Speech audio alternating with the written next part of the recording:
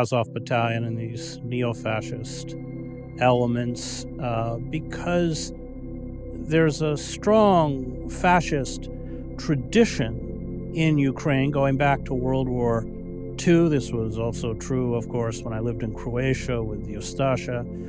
But explain that. And then after the fall of communism, you saw the resurrection of these fascistic or fascist-allied movements. They kind of sprouted back up out of the soil.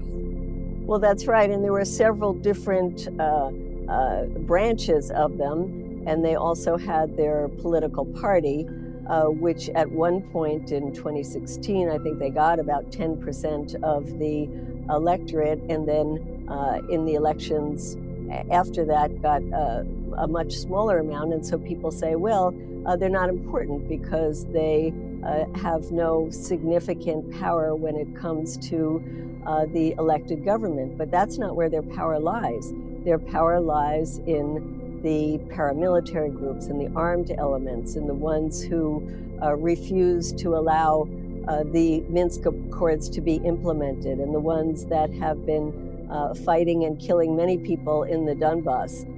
They are the ones who have the power. They are the ones right now that are stopping Zelensky from negotiating as he tried to do early on, because he has gotten threatened when he talked about a compromise that would include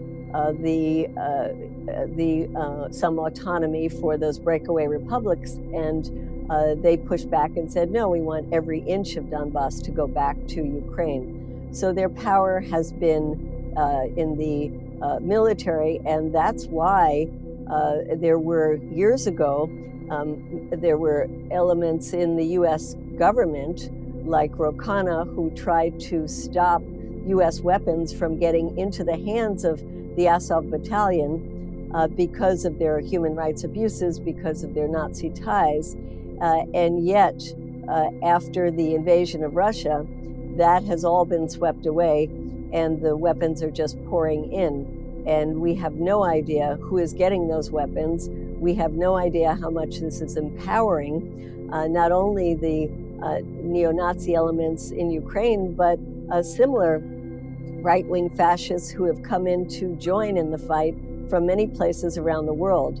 And just like we see the pouring in of U.S. weapons in places like Iraq and Afghanistan, what it led to, the creation of groups like ISIS, I fear that in the future, and let's hope we don't go towards nuclear war, but in the future, we will see the tremendous empowerment of these groups with so many of the weapons that the U.S. has sent in.